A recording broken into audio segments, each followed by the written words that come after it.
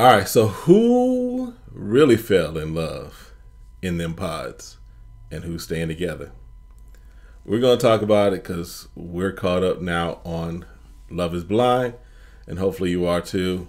My name's Kevin. I'm Tarsha. This is Conversations with the Crawleys, and here we do conversations about everything faith, family, relationships, and we do recaps, reviews of shows like Love is Blind, which puts out 5 different episodes every 3 minutes. So, if this is content that you enjoy, you already know what to do. Hit that subscribe, hit the like, request notifications. And share. And we will see you, hang out with you in the comments as well. Make sure you consider becoming a member and checking out the merch store. All right. So, couples are in their whole thing now. We're doing episodes 8, 9, and 10. We're going to catch you up, get you all caught up, get you up to speed. If you haven't already, watch this all the way through.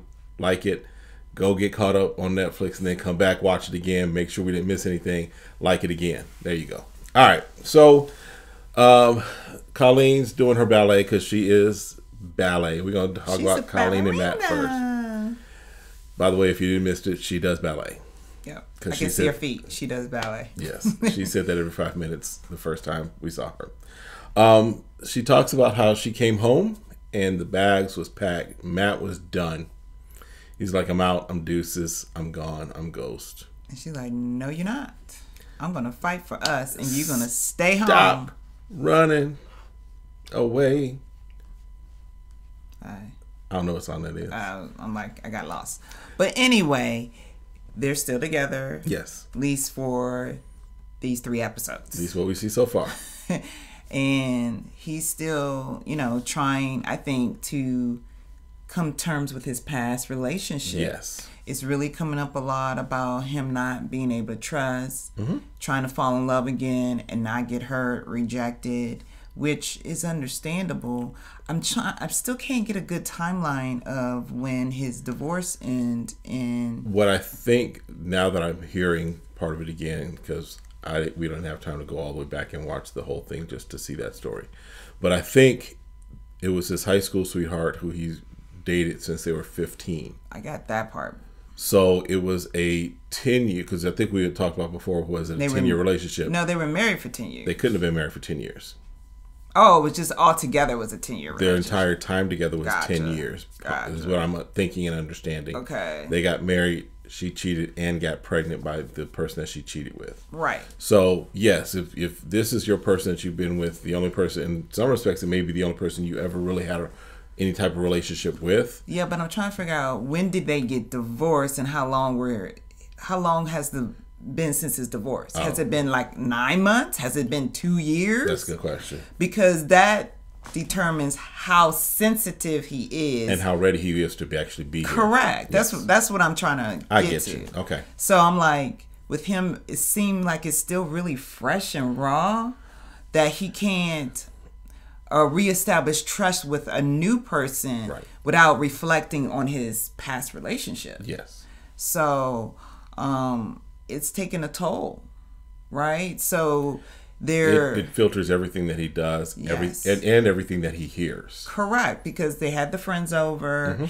and they're talking about, their little tiffs, and the reason why he was upset and was packing his bags because they all went out together as couples. Right.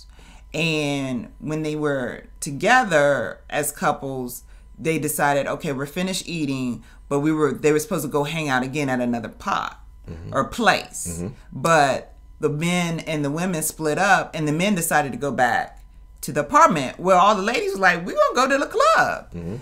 And he was upset because she decided to go to the club with the girls. Yeah. So, and just because you go to the club doesn't mean your girl is going to cheat on you. Right. Now, may somebody try to pick? Yeah, but she indicated she was all into Matt. For him, the main thing should be Cole ain't there, so that should be all he needs to worry about. Exactly, right? But we know it's not about Cole as Cole, but he's just a man. Right. Right? Yeah. So that would cause the argument because she's sharing that with his friends at the dinner table. And if you notice, he was like, oh, we talking about that? He kind of didn't want to mention that or have that mentioned with his friends. But he needs to talk to someone about this. if he didn't see a therapist, he's not even talking to his buddies Right. about, how his past relationship is coming up, is affecting his current relationship. So. Yeah. So the friends are okay with her. Her family comes to visit. And she's, basically mom is like, we're open. We can get deep conversations. And Colleen's like, She's like, yeah, we talk about books. We talk about a lot of different stuff. She's like, but this is the most I've heard out of you from a long time. In other words, don't talk to us about being deep and shallow, because this is the first time you've mentioned anything that goes anywhere deep. She says that she normally doesn't bring any guys home, and that they really never had a time where she brought anyone of any significance to the house.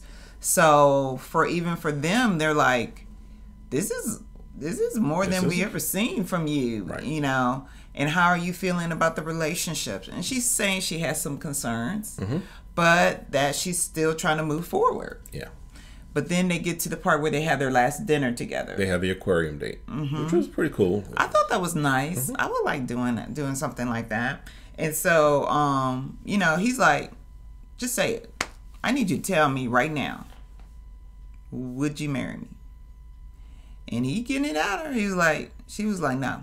Yeah, she hemmed and she hemmed and hawed, and she was like, he was like, no, tell me. Tell me. So she can't, because she's like, I can't really say how I feel. Well, you can. You can. You just don't want to. Right. And just, and she's like, well, I don't know if you would be there for me. I think you're just going to flee. If something happens, we have another argument, you're going to be out. Right. So why would I want to be with someone who's not going to fight? So the onus of that is on him, because say what you will about Colleen. I had questions about Colleen from the beginning, thinking that she was just doing, finding the next available person. But she seems to be, when she wants to fight for something. Yeah, she's going to fight for it. When he's about ready to roll out, I'll give her credit for that, right? I give her credit. But the fact that he has twice tried to roll out does not give her the security that she needs to say, we're in this for the long haul, because you keep looking for ways out. So that's pretty much it. Yeah. Again, all 3 episodes are pretty much taking a couple and a half, couple moments trying to figure out where they feel where they are. Yep. Okay.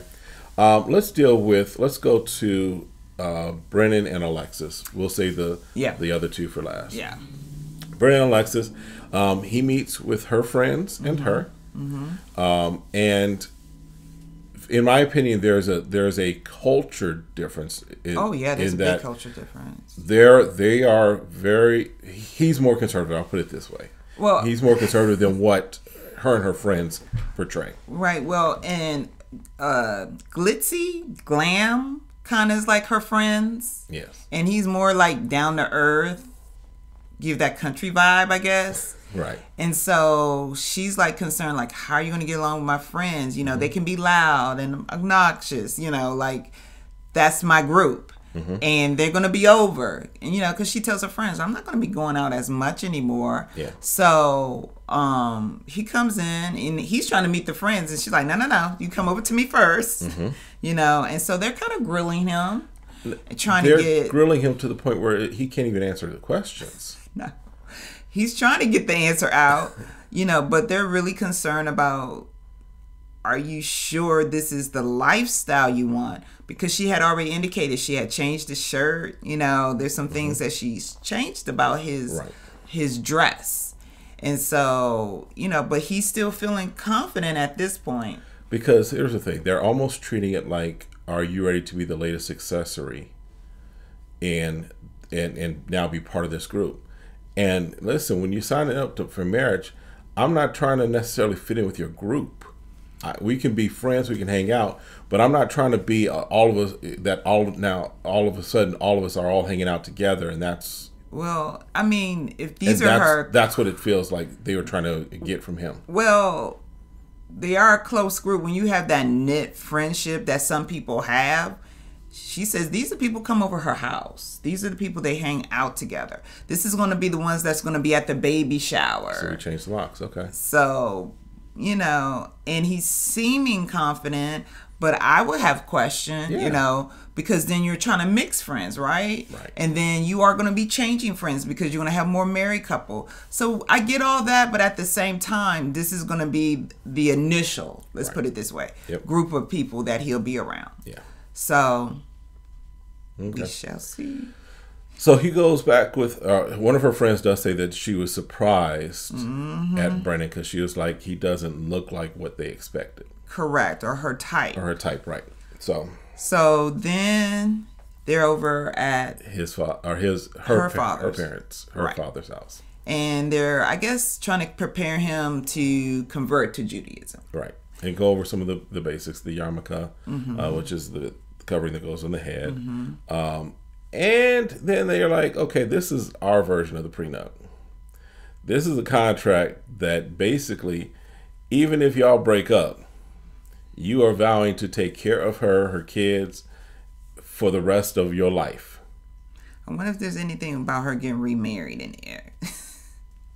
Because I know in divorce there is alimony, right? There's alimony. So we there's get child the alimony, support.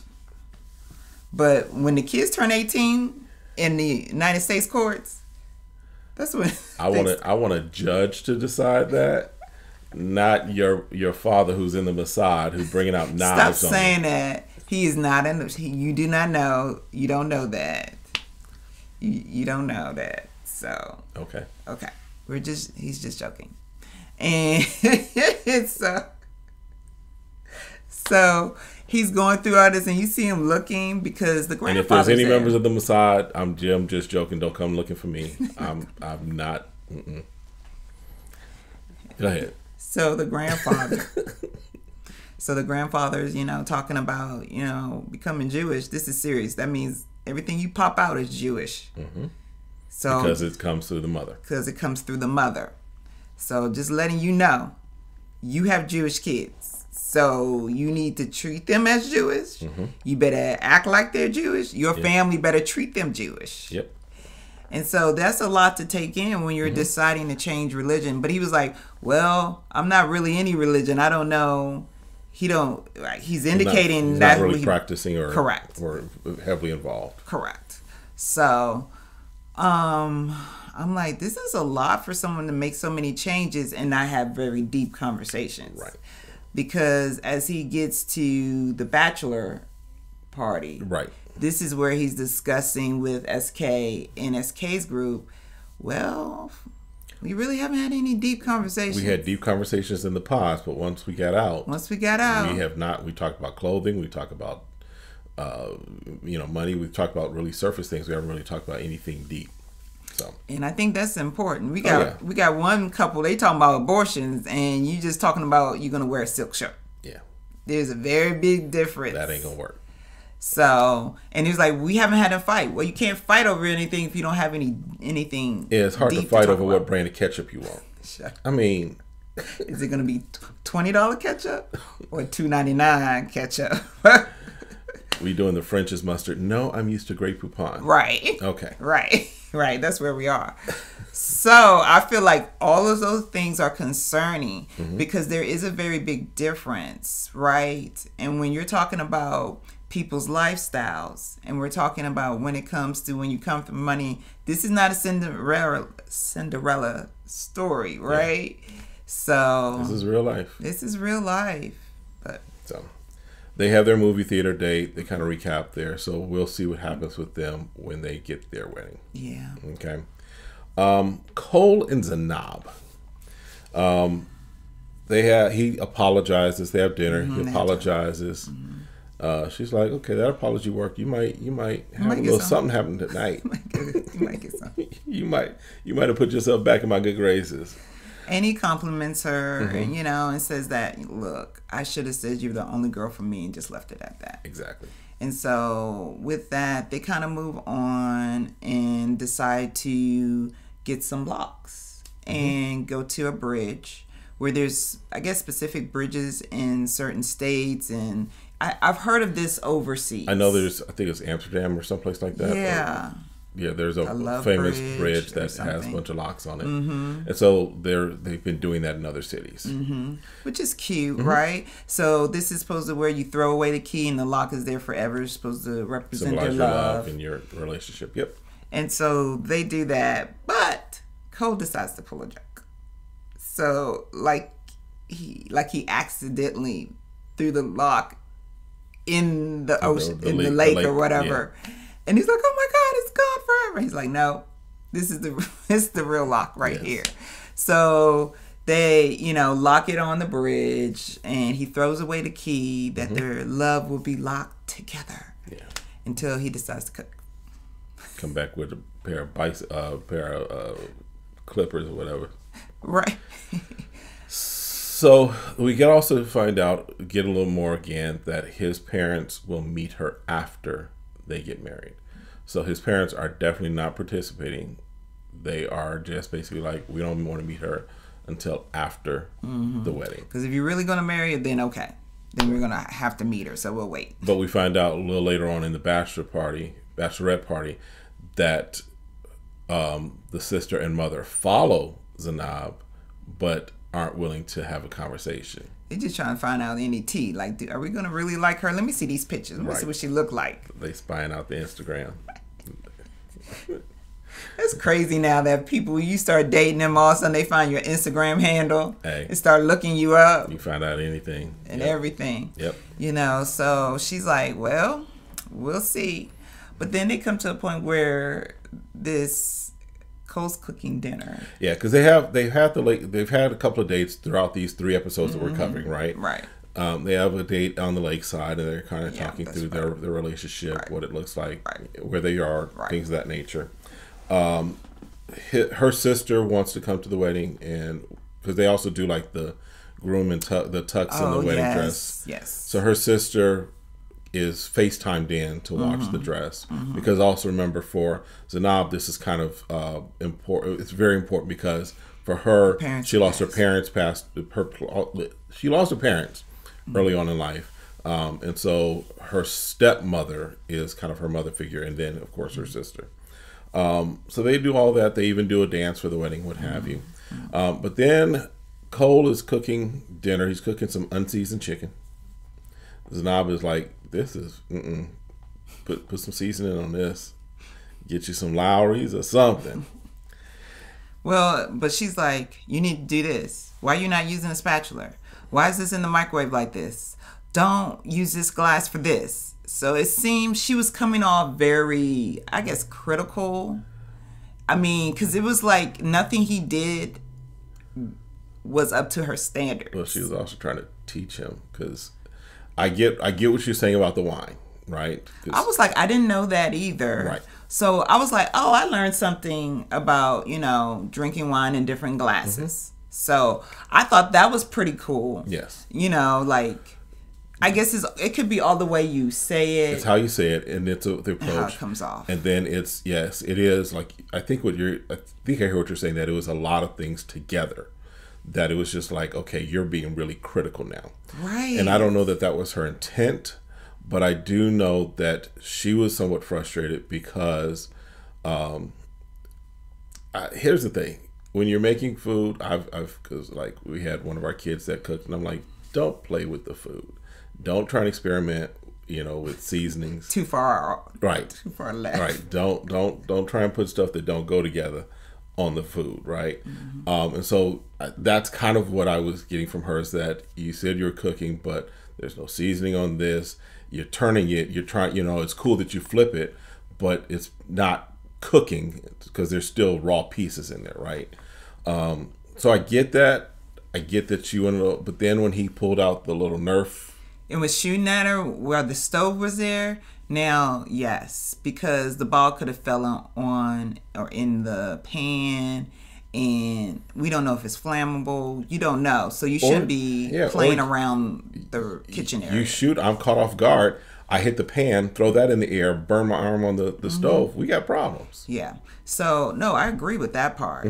So if you're going to be a little bit frustrated, I'd be like that. But if someone decides to cook, and you're going to be critical on everything they use and what they're going to do, then you need to step out of the kitchen. and let them cook. And then whatever the problem is with the meal, then you afterwards you can talk about, well, I can't eat this. You know, it's not edible. I'm not eating this. I'm not edible. It's not edible. But you know, but it was like he was picked.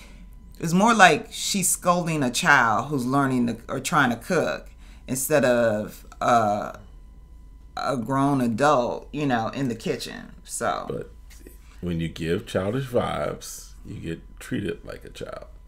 That's what I'm saying. Wow. So anyway, they get into a conversation. Yeah, because he's like, her energy's off. Yes. You know, she's happy one minute and then she's mean to me because he's calling like, you're being mean. But she's like, look, if you can't figure this out, because you know he's asking, do you want to get married? And she's like, I would love to marry you. Even the way she was saying it though, it wasn't like, oh my gosh, yeah, I want to marry. It's more like, yes, I will marry you in spite of everything. Fine, Gina. Right. Yes, I'll marry you. Shout out to Martin.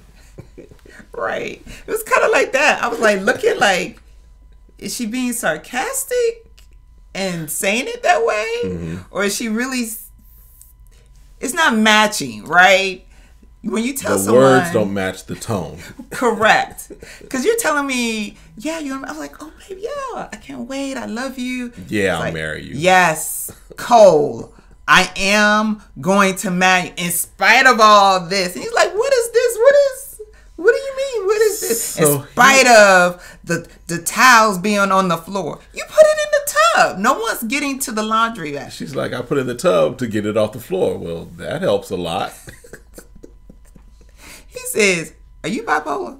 I just need to know, where's your mental state?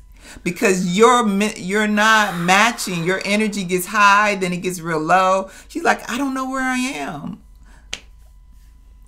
So he asked her that. She was pissed. She's like, you know what? I'm done. She's like, I'm a catch. I don't know what you think. I don't know how many women you actually have been around, but I'm a catch. And if you don't catch that clue, you're gonna lose out. She was like, look, I'm gone. I'm not staying here. I ain't got time to deal with all this. I can be out here. She's like, and if you think you can do better, go find it tonight. Sure did. Go do that. If you think you can find better, go. Bye. Figure it out. Bye. See ya. Don't want to be you. So she leaves, and Cole's like, no, don't go. What is your problem? Don't be trying to call me bipolar. Don't be trying to project on me. You ain't calling me bipolar.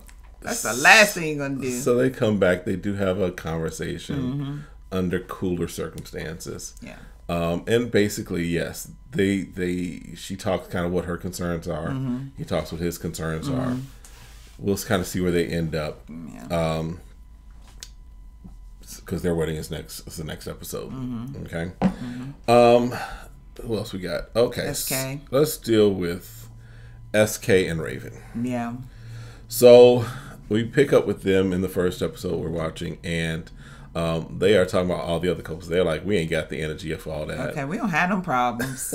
We don't have them problems. We good. We might be moving slow, but we good. And I'm tired of hearing their problems.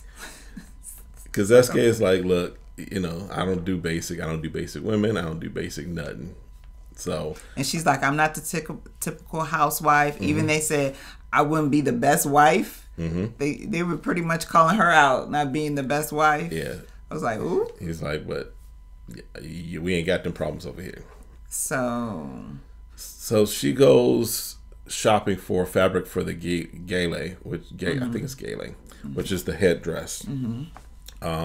She goes with his mom and his friend, his female friend or sister. Yes, I think they're related. Okay, so they go, and she's like, "Oh, good." They put it on her. They get it fixed up. This is beautiful. We'll take it. Yeah. Then the sister starts talking. Okay, so first of all, make sure you have that stew, and make sure there's food in the house, and make sure you get something quick so the man can always have something to eat. Because you're going to be a good Yoruba Nigerian wife.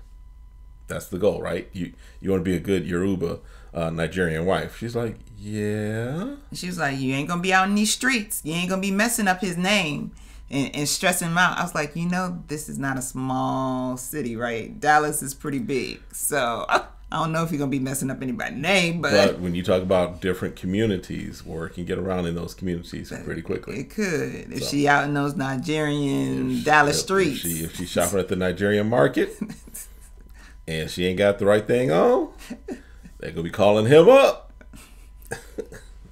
So, and then there's like, well, if you make more money, you better be humble, girl, because you got to keep your man's ego.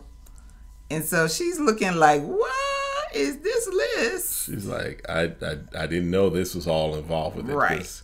SK ain't tell me all this. SK ain't sharing all that.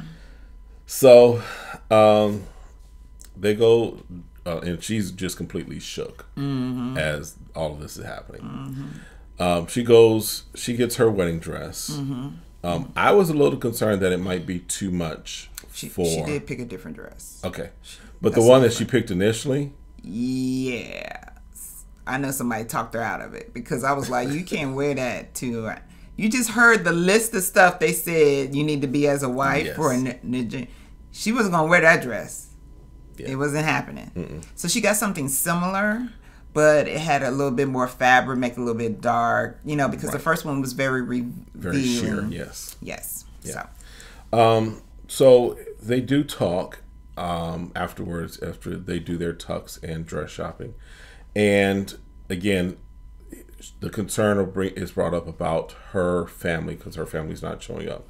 She's like, look, I don't have a 17-member family. I got, this relative, this is going on, that's going on. So the fact that I don't have that, I'm okay with it. And I think your family needs to be okay with it too. I get that they, family is important, but I don't have that to provide. So can we move beyond that? Yeah. So he's like, okay, I hear you, but he wanted to at least let her know the concerns that a mom had about not being able to see the family there because there is there's a difference there that's showing up. So then they have their date on... They do a boat ride. Yeah, they do a boat, a gondola. I guess. Yeah, we call it. So, and then they're eating and talking about how, they're matched and put together. But we've seen their concerns because he has to go to California. Yeah. And he has to be there for 2 years. And she didn't seem to be very flexible. Right. And it's hard trying to be in two places in different cities and different time zones and have a relationship for a long period of time. And again, to expect her to pick up her life and move when she just met you in a pod. Yeah. And now you're married. Right. It's a little different, right? Right. If this were, you guys have been together for a little bit, getting married, and this just came through and you all got to figure that out, that's a different conversation. That's a different conversation. But this is a conversation of, you got to trust me enough from pod conversation for me to move you across, or for you to stay here but keep staying committed to me, and we're going to be figuring it out every 3-4 months, right? I mean, when you moved here to Phoenix, we have been married for 20 years, 18 years, something like that. We've been married for more than a 10 year, right? But it was difficult just from the fact of missing the person that I'm connected with, right? So to expect that and ask that of somebody who you just have known for all of a matter of a few weeks through a pod, that's a lot. That's a lot to ask. So they do. He has the bachelor experience now. SK was like, y'all can go run around with them bulls. I don't need that to be my rite of passage for me to leave my singlehood. I ain't running out with them bulls like the rest of y'all doing. I'm gonna stay up here and laugh at y'all. Cause he was like, explain this rodeo to me. Yeah, he was like, what's the rodeo?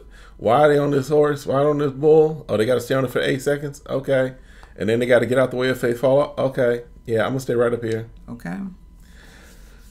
So we get to their wedding. Yeah, and everyone looks beautiful. Obviously, everybody's nervous. But he has his traditional Nigerian attire. Looks great. She turned out beautiful. Yep. Everything dress worked out well, and they go up, and we say or start with the vow ceremony. Yep, because there's the whole package of this is how they got there. He's talking with his mom, which is his dad was there. All those things, right, that you would normally expect in a wedding. But cutting to the chase, the minister is like, "Do you take Raven to be your lawfully wedded wife?" And he's like, the mom is like, "I do. Say I do. The words you're looking for are I do." And he says, "I don't." He says he does not. And he says he loves her, but it's just not the best time to do it. It's complex. And this is what we talked in the other video. Check the other video out. It's just like, why did he decide to do this now? Yeah. He should have waited until he finished school. Because, again, that's a lot to ask somebody. And you're asking someone who has a business, who's been running it successfully in Dallas. And you're going to be taking that person away. And you want them to be flexible with you, going to school. That's a lot. So that's a lot. And so he says the complexity of everything and her not being flexible in those, making compromises. And then with everything else, he was just like, it's not going to work. Yeah. And I'm glad he did it, even though he went through everything else and found this person that he has true feelings for. It is still good that he said no instead of them marrying and then trying to figure all that out and trying to study. It's just, it would be too much. It would be a bad situation. Ideally, and we won't know until reunion, of course. But ideally, they could still date. Oh, yeah. Still stay connected. Because past seasons have done that. Right. And, So she says she would have said yes. Her goal her intent was to say yes. So we'll see what happens with them, of course, at the reunion. Yeah, maybe they are still dating until he finished school. Yes. But she was like, I don't want to ever do this again. Yeah, she's like, I don't want to. I'm not getting married. So Bartice and Nancy. Bartice, who had kind of pulled back and, was not giving any displays of affection, what have you. He said he's having issues with the status of her ex-boyfriend, how involved he is with the business, her stance on abortion, and just everything as far as outside of pod life. And so he's like, so when you come asking me to give me a hug or whatever, he's like, I got all this stuff. So yeah, the physical attraction, which I'm still growing in that, he's like, that's not there. So he says that he still loves her and that he's still there. So they do, he's like, at least rest assured in this, that if I were completely out, I'd be out. And she's good with that because, again, that's a sign there. Sometimes you have to take what you have from people as a sign of their intent, even though it may not line up exactly what you want. The fact that in this situation he's still there. Correct. Right. He says what they have is real and it's incredible. That's all we have to go by, right? That's all we got. And we know that they go to a jewelry store. Well, they do go salsa dancing first. Oh, yes, they go salsa dancing first. His sister joins him for the tux. And then they go get permanent bracelets. Permanent, but not permanent. Like if something happens, someone could pull it or it gets snagged. It could come apart. Those things are very thin. And yes, they're welded on, so there's no clasp to take it off. Right. But permanent's an overstatement. Them jokers, you catch it on the wrong thing at the wrong time, it's popped off. I still want some anklets, but yes, but it's not my fault. Like they're on, and then all of a sudden I walk and they're gone. Yeah, so. She's gotten one or two anklets from me. And I bought one that I got from Bahamas and ended up losing. I don't know what happens. So I still want some. Maybe one day. I'm gonna buy me some. You'll get you some permanent anklets. So they have their dinner date. They're kind of talking through where they are. They get to their wedding. And again, they exchange gifts. She gives him gifts that are like, these are all the little things of their life together, right? In their inside jokes, which is, it definitely causes him to have a reaction and a response, because for him it's like cute, it's heartfelt, everything. He sends her a shot. Yeah, like she got all these tiny gifts. and everything. She put some thought into it. He was like, "Oh, hurry up, send over that shot of tequila. That's the gift from me. Let me write a note on it. Yeah, there you go. Like, hey, take this and let's say yes. Let's roll." So, and now here's the thing. Remember, the brothers of Nancy are at this wedding, and the mama, and the mama's a bail bondsman. She's like, I ain't gonna be bailing you out. And you can see the look on her face. She's like, this boy, he better come correct. Better come correct. Don't hurt my brothers are looking like he better come correct. They eyeing them hard. They eyeing him. Now, if he's smart, what he'll do, because I don't know if y'all know this, but the minister who's doing the wedding looked like he could be Bartice's cousin. So if he does say no, he better switch places with him real quick and run. So Nancy says yes. Mm-hmm. She's good. She's locked in. Mm-hmm. And then we get a cliffhanger for Bartice. I think he's going to say yes. I think he's going to say yes. I think he is. Because he was boo-hooing. When she laid them gifts on him, he was boo-hooing. Yeah.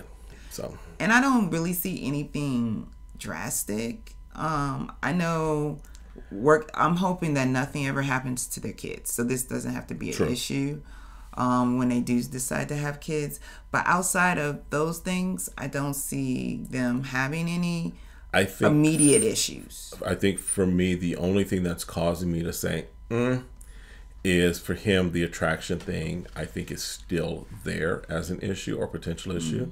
So I say he's saying yes, but if he does say no, I think that's going to be part of it, is that's a sticking issue for him. If he couches it that way, he's probably going to put it a whole other things around it, but I think that's going to be kind of the key thing. So we'll see. All right. So when these other episodes drop, we'll have some reviews out for them. Let us know in the comments what your thoughts are, if you think any of the remaining couples, because it looks like there's going to be some heartbreak in this finale of Love is Blind. But we'll see. We'll see you all next time. Have a great one. Be blessed. Bye.